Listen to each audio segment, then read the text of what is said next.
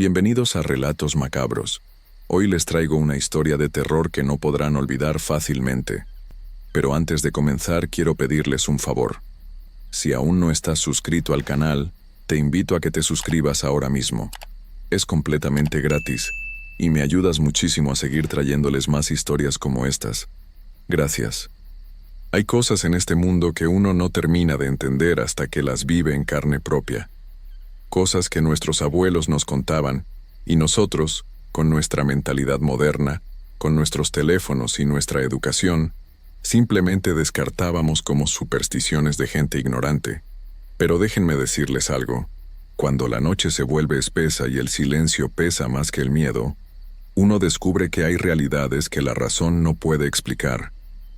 Realidades que existen más allá de lo que nuestros ojos quieren ver. Mi nombre es Roberto, y soy de un pueblo pequeño en Oaxaca, de esos que apenas aparecen en los mapas. Un lugar donde las calles de tierra se pierden entre los cerros y donde todo mundo se conoce.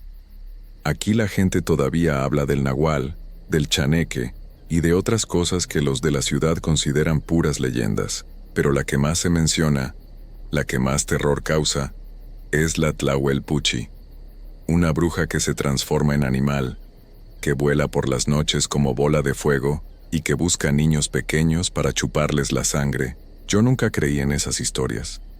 Cuando mi esposa quedó embarazada y la gente del pueblo empezó a advertirme que tuviera cuidado, que protegiera bien la casa, que no dejara al bebé solo en las noches, yo solo sonreía con educación. Pensaba que eran cuentos para asustar, nada más. Cosas del pasado. Mi hijo nació en febrero.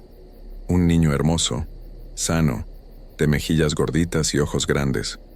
Mi esposa y yo estábamos felices, aunque cansados por las desveladas. El bebé tenía apenas 1 año cuando comenzó todo. Fue una noche de octubre. Hacía calor a pesar de que ya había oscurecido. Yo estaba afuera de la casa, sentado en una silla de plástico, tomando un refresco y viendo cómo las estrellas comenzaban a aparecer en el cielo. Mi esposa había logrado dormir al niño después de horas de mecerlo. La casa estaba en silencio. Entonces la vi. Al principio pensé que era un reflejo, o tal vez un foco rojo de alguna casa lejana. Pero no. Era una bola de luz roja, del tamaño de una pelota de básquetbol, flotando entre los árboles al otro lado del camino. Se movía despacio, como buscando algo. Me levanté de la silla sin poder quitarle la vista de encima. El corazón me empezó a latir más rápido. La bola se acercaba a mi casa, bajando poco a poco, casi rozando el suelo. Y entonces, justo frente a mi portón, comenzó a cambiar. No sé cómo describirlo sin que suene a locura, pero la luz se fue apagando y en su lugar apareció la forma de un animal, un guajolote, grande, negro, con las plumas erizadas y los ojos brillando en rojo. Me quedé paralizado. El animal me miraba fijamente, sin moverse, sin hacer ningún sonido.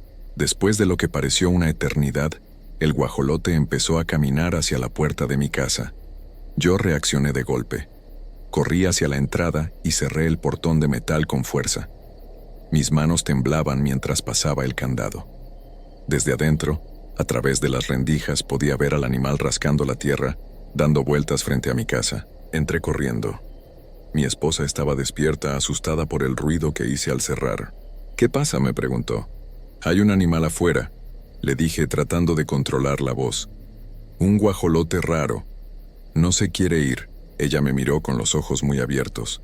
Se levantó y fue hacia la ventana de la sala, corriendo apenas la cortina para mirar.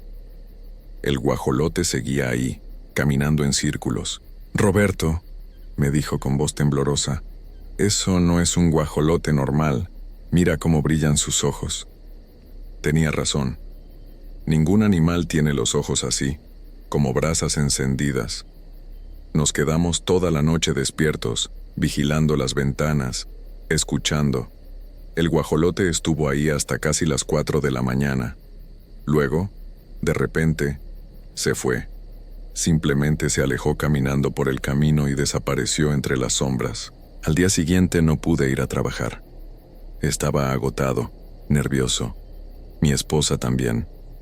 El niño había dormido toda la noche sin problema, ajeno a lo que había pasado afuera. Pero nosotros no podíamos quitarnos de la cabeza lo que habíamos visto. Le conté a mi vecino, don Chuy, un señor mayor que ha vivido toda su vida en el pueblo. Cuando terminé de hablar, él se puso serio. «Eso que viste es una tlahuelpuchi», me dijo. «Anda buscando niños. Vienen en forma de bola de fuego y luego se transforman. Debes proteger a tu hijo, Roberto. Esto no es broma». Sentí un frío recorrerme el cuerpo a pesar del sol del mediodía. «¿Qué hago?», le pregunté. «Ve a ver a doña Esperanza. Ella sabe de estas cosas. Vive en la casa azul al final del pueblo donde termina el camino. Ella te va a decir qué hacer». No lo dudé. Esa misma tarde, cuando el sol todavía estaba alto, caminé hasta la casa de doña Esperanza. Era una casa vieja, de adobe, con un patio lleno de plantas y hierbas colgando del techo. Toqué la puerta y esperé. La señora que abrió debía tener más de 80 años. Era pequeña, arrugada, pero con unos ojos que parecían ver más allá de lo visible. Me miró de arriba a abajo y antes de que yo dijera nada, habló. «Tú eres el que vio a la bruja anoche», dijo. No era una pregunta. Asentí con la cabeza. Me invitó a pasar y me senté en una silla de madera mientras ella preparaba un té de hierbas que no reconocí. «La tlahuelpuchi ya marcó tu casa», me dijo mientras me daba la taza. «Va a volver, y va a seguir volviendo hasta que consiga lo que quiere. Quiere a tu niño». Las palabras me golpearon como piedras. Sentí ganas de llorar, de gritar, pero solo pude temblar. «¿Cómo la detengo?», pregunté con desesperación. Doña Esperanza suspiró. Se levantó y fue a un armario viejo. De ahí sacó unas cosas: un par de tijeras oxidadas, un espejo pequeño y una bolsa de tela con sal gruesa. «Escucha bien», me dijo. «Vas a poner este espejo en la ventana del cuarto donde duerme el niño, mirando hacia afuera. Las brujas no soportan verse reflejadas. Luego vas a poner estas tijeras abiertas debajo de la cuna, en forma de cruz. El metal las debilita. Y al final vas a echar sal alrededor de toda tu casa sin dejar ningún espacio. La sal es sagrada, las detiene». Tomé todo con manos temblorosas. Le di las gracias y volví corriendo a mi casa. Mi esposa me ayudó a hacer todo exactamente como doña Esperanza había indicado.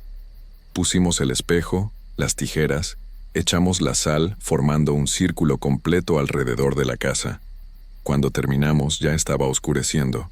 Esa noche nos sentamos en la sala, con todas las luces encendidas, esperando. No tuvimos que esperar mucho. Como a las 10 de la noche escuchamos un sonido afuera, un aleteo fuerte como si algo grande volara muy cerca del techo. Luego un golpe seco contra la pared. Mi esposa se aferró a mi brazo. Yo me levanté despacio y me asomé por la ventana. Ahí estaba otra vez. La bola de fuego flotaba justo encima de la línea de sal que habíamos puesto. Daba vueltas, subía y bajaba, pero no cruzaba. Parecía como si algo invisible la detuviera. Después de unos minutos, la bola se alejó hacia los árboles y desapareció. Respiramos aliviados. Los remedios de doña Esperanza estaban funcionando, pero nuestro alivio duró poco. La bruja regresó la noche siguiente, y la siguiente, y la que seguía. Cada noche era lo mismo. La bola de fuego aparecía, daba vueltas alrededor de la casa, intentaba acercarse pero no podía cruzar la sal. A veces se transformaba en el guajolote y rascaba la tierra frente al portón. Otras veces solo flotaba ahí, como esperando, vigilando. Dejamos de dormir. Mi esposa lloraba por las noches abrazando al niño. Yo me la pasaba revisando las ventanas, asegurándome de que todo estuviera bien cerrado, de que la sal siguiera en su lugar, de que las tijeras no se hubieran movido. Vivíamos con miedo constante. Pasó una semana. Luego 2. La bruja no se rendía. Cada noche ahí estaba, rondando, esperando. Volví a ver a doña Esperanza. «No se va», le dije. «Sigue viniendo todas las noches». La anciana negó con la cabeza, preocupada. «Ya te marcó muy fuerte», dijo. «Cuando una tlahuelpuchi pone los ojos en un niño no se rinde fácil. Los remedios solo la detienen, pero no la hacen irse. Tienes que seguir protegiéndote. No bajes la guardia ni un segundo». «¿Y si me descuido?», pregunté, aunque ya sabía la respuesta. Doña Esperanza me miró con tristeza. Si entra, si llega hasta el niño, le va a chupar la sangre, lo va a dejar débil, enfermo. Y si regresa varias veces, el niño no va a resistir. Así es como se los llevan. Salí de ahí con el alma destrozada. No podíamos vivir así para siempre. Pero tampoco podíamos irnos del pueblo. No teníamos dinero, no teníamos a dónde ir. Estábamos atrapados. Las noches se volvieron eternas. El cansancio nos estaba consumiendo. Mi esposa estaba tan agotada que a veces se quedaba dormida sentada, con el niño en brazos. Yo tomaba café tras café para mantenerme despierto, pero había momentos en que los ojos se me cerraban solos. Fue en una de esas noches, casi 3 semanas después de que todo comenzara, cuando cometí el error. Era temprano todavía, apenas las 7 de la tarde. El sol se acababa de meter, pero aún había algo de luz en el cielo. Pensé que tendríamos tiempo, que la bruja solo venía de noche cerrada, cuando ya todo estaba oscuro. Bajé la guardia. Mi esposa había ido a casa de su mamá a buscar unas cosas. Yo me quedé con el niño. Lo acosté en su cuna para cambiarle el pañal. Fue solo un momento. Me di la vuelta para buscar las toallitas húmedas que estaban en el mueble, y entonces sentí el aire cambiar. Se puso frío de repente, un frío que no era normal, que te calaba hasta los huesos. Y escuché un ruido, un respirar pesado, como de alguien que ha corrido mucho. Venía de la ventana del cuarto. Me volteé despacio, con el corazón a punto de salírseme del pecho. El espejo que habíamos puesto en la ventana estaba en el suelo, roto. No sé cómo cayó.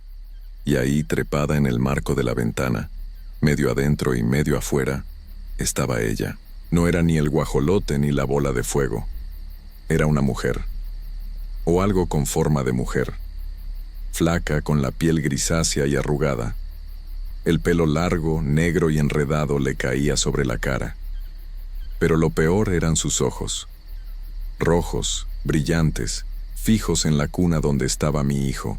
Tenía las manos aferradas al marco de la ventana, con uñas largas y sucias.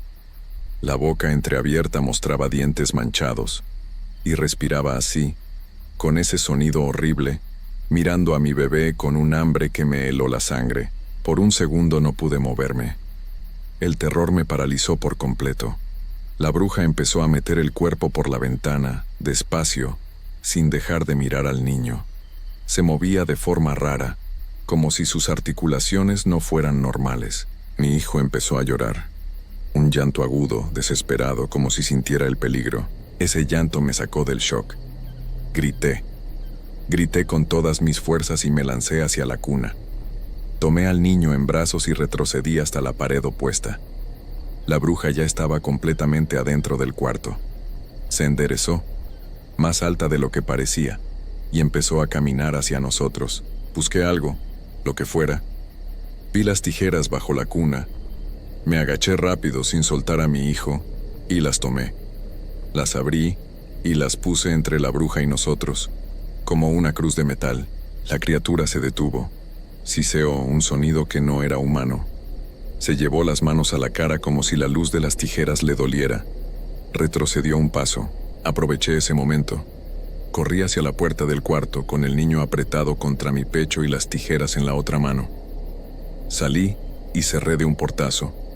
Escuché cómo la bruja arañaba la puerta desde adentro, golpeándola, haciendo esos sonidos horribles.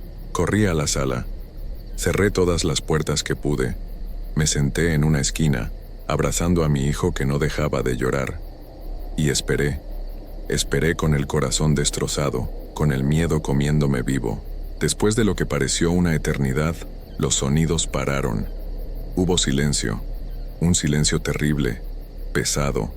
Cuando finalmente me atreví a abrir la puerta del cuarto, la bruja ya no estaba. La ventana seguía abierta. El espejo seguía roto en el suelo. Pero ella se había ido. Esa fue la última vez que la vi. Después de eso, la bruja no regresó. Tal vez porque logré detenerla esa noche. Tal vez porque se cansó. O tal vez solo está esperando el momento adecuado para volver. No lo sé. Lo que sí sé es que ahora vivimos encerrados. Todas las ventanas tienen varios espejos. Hay tijeras abiertas en cada cuarto. La sal se renueva cada semana alrededor de toda la casa. No salimos de noche, nunca. Y cuando oscurece, cada ruido, cada sombra, cada movimiento nos hace brincar del susto. Mi hijo tiene 2 años ahora. Está creciendo sano, gracias a Dios. Pero yo ya no soy el mismo. Mi esposa tampoco. Vivimos con miedo, con la certeza de que ahí afuera, en algún lugar, la Tlahuelpuchi sigue, esperando, vigilando. Y sé que algún día, cuando menos lo esperemos, cuando bajemos la guardia aunque sea un segundo, va a regresar. Por eso les cuento esto, no como una historia para asustar, sino como una advertencia. Hay cosas en este mundo que no podemos controlar, cosas que existen aunque no queramos creerlas. Y cuando te tocan, cuando te marcan, ya no hay forma de escapar del todo. Solo puedes seguir protegiéndote, noche tras noche, esperando que sea suficiente. Pero en el fondo, muy en el fondo, sabes que nunca estarás completamente a salvo. Historia 2. Antes de contarles lo que me pasó, quiero que sepan algo. Yo nunca creí en brujas, ni en mal de ojo, ni en nada de eso que la gente del pueblo platicaba en las esquinas. Siempre pensé que eran cuentos de viejitas para asustar a los niños. Pero hay cosas en este mundo que uno no entiende hasta que las vive en carne propia. Y cuando eso pasa ya es demasiado tarde para dudar. Lo que voy a contarles es real. Pasó en mi rancho, lejos del pueblo, donde la noche se pone tan negra que no ves ni tu propia mano. Y desde entonces, ya nada ha vuelto a ser igual. Me llamo Víctor. Soy de Guerrero, de un ranchito pequeño donde la vida es simple. Cuidaba vacas, trabajaba la tierra y vivía tranquilo con mi esposa y mi hijo Ernesto, que apenas tenía 4 años. Era un niño alegre, siempre corriendo entre los corrales, riendo, jugando con los perros. Nuestra casa estaba apartada, rodeada de monte y silencio. A mí me gustaba así, lejos del ruido, lejos de los problemas. Pero en el pueblo cercano, la gente empezó a hablar. Decían que por las noches andaban cosas raras, que se veían sombras caminando entre los árboles, que los animales amanecían muertos sin ninguna razón. Las señoras se persignaban cuando salía el tema y los hombres bajaban la voz. Hablaban de brujas, de mujeres que hacían pactos oscuros y que volaban por las noches buscando a los niños. Yo me reía por dentro cuando escuchaba esas historias. Puras supersticiones, pensaba. Cosas de gente con mucha imaginación y poco que hacer. Pero mi esposa no opinaba igual. Ella se ponía nerviosa cada vez que alguien mencionaba el tema. Me decía que tuviéramos cuidado, que cerráramos bien las puertas, que no dejáramos las ventanas abiertas.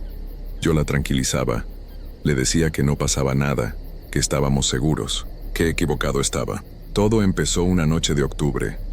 Hacía calor y las ventanas estaban abiertas para que entrara el aire. Ernesto dormía en su cuarto, en la cama pequeña que yo mismo le había hecho. Mi esposa y yo estábamos acostados, ya casi dormidos, cuando escuché algo. Un ruido extraño que venía de afuera, como un arrastre, como si alguien caminara despacio por el patio. Me levanté sin hacer ruido y me asomé por la ventana. Al principio no vi nada, solo la oscuridad del campo y el brillo débil de la luna. Pero entonces la vi. Una figura agachada, moviéndose entre las sombras. Parecía una mujer, pero había algo mal en ella, algo que no encajaba. La forma en que se movía era rara, como si no caminara, sino que se deslizara. El corazón se me aceleró. Agarré el machete que siempre tenía cerca de la cama y salí al patio. La figura se detuvo cuando me vio, y cuando levantó la cabeza, sentí que se me helaba la sangre. No era una mujer normal. Tenía el pelo largo y sucio, los ojos hundidos y brillantes como los de un animal, y la boca abierta mostrando dientes manchados y filosos. Su piel era gris, como ceniza, y olía a algo podrido, a tierra mojada y muerte. Nos quedamos viendo unos segundos que parecieron eternos. Entonces ella sonrió, y antes de que pudiera reaccionar, se dio la vuelta y corrió hacia la ventana del cuarto de Ernesto. Grité su nombre y corrí detrás de ella, pero era rápida, demasiado rápida. Cuando llegué a la ventana ya estaba adentro, inclinada sobre la cama de mi hijo. Ernesto estaba dormido, pero se movía inquieto, como si estuviera teniendo una pesadilla. La cosa esa extendió sus manos huesudas hacia él, y yo entré de golpe gritando y blandiendo el machete. Ella se volteó hacia mí y siseó como una serpiente. Sus ojos brillaban con un odio profundo, pero cuando levanté el machete, retrocedió. Se alejó de la cama y salió por la ventana con un movimiento imposible, como si flotara. Corrí tras ella, pero cuando llegué afuera, ya había desaparecido en la oscuridad. Solo quedaba ese olor horrible en el aire. Mi esposa llegó llorando. Abrazó a Ernesto y lo revisó de pies a cabeza. Parecía estar bien, pero cuando lo despertamos, nos miró con los ojos muy abiertos y asustados. No dijo nada. Solo temblaba. Esa noche no dormimos. Nos quedamos los tres juntos en nuestra cama, con todas las luces encendidas y las puertas cerradas. Yo no podía dejar de pensar en lo que había visto, en esa cosa que no era humana, en cómo había intentado llevarse a mi hijo. Al día siguiente fui al pueblo a preguntar. Le conté a don Aurelio, un señor mayor que sabía de esas cosas, lo que había pasado. Él negó con la cabeza y me miró con lástima. Eso fue una bruja, me dijo. Y si ya marcó a tu niño, va a volver, siempre vuelven. Sentí que el mundo se me caía encima. Le pregunté qué podía hacer, cómo podía proteger a Ernesto. Don Aurelio me dio unas hierbas y me explicó cómo hacer una limpia. Me dijo que pusiera sal en las ventanas, que rezara, que no dejara solo al niño ni un momento. Hice todo lo que me dijo, pero las cosas no mejoraron. Ernesto cambió después de aquella noche. Ya no era el mismo niño alegre de antes. Se quedaba callado, mirando al vacío, y todas las madrugadas, siempre a la misma hora, se despertaba llorando. Se sentaba en su cama y miraba fijamente hacia la ventana, como si viera algo que nosotros no podíamos ver. Cuando le preguntábamos qué pasaba, solo decía que ella estaba ahí afuera, que lo estaba esperando. Mi esposa y yo nos turnábamos para cuidarlo. No lo dejábamos solo ni un segundo. Hicimos las limpias que don Aurelio nos enseñó. Pusimos sal, ruda, albahaca. Rezamos todas las noches, pero nada funcionaba. Ernesto cada vez estaba peor. Dejó de comer bien. Dejó de jugar. Solo se la pasaba asustado, pegado a nosotros, mirando las ventanas con terror. Las noches se volvieron un infierno. Escuchábamos ruidos afuera, pasos, rasguños en las paredes. A veces veíamos sombras moviéndose entre los árboles. Una vez encontramos marcas en la tierra cerca de la ventana de Ernesto. Huellas de manos largas y delgadas, con uñas que habían arañado el suelo. Yo ya no dormía. Me la pasaba despierto con el machete en la mano vigilando. Pero no podía estar alerta para siempre. El cansancio me estaba venciendo. Mi esposa también estaba agotada. Apenas podíamos mantenernos de pie. Y entonces llegó esa noche. Fue hace 3 semanas. Habíamos pasado todo el día cuidando a Ernesto, haciendo todo lo posible para que estuviera bien. Por la noche, agotados, nos acostamos los 3 juntos en nuestra cama. Ernesto entre mi esposa y yo. Pensé que así estaría seguro, que nada podría pasar si estábamos a su lado. Me quedé dormido sin darme cuenta.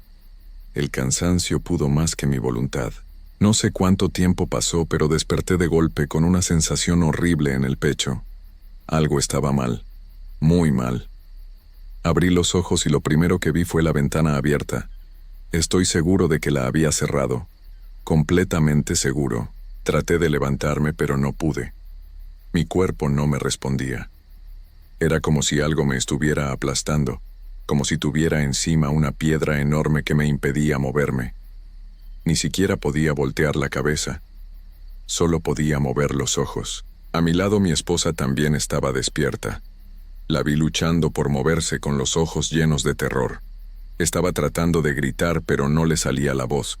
Yo también intenté gritar, pero mi garganta estaba cerrada. No podía hacer nada, solo observar. Y entonces la vi. Estaba de pie junto a la cama, inclinada sobre Ernesto. La bruja.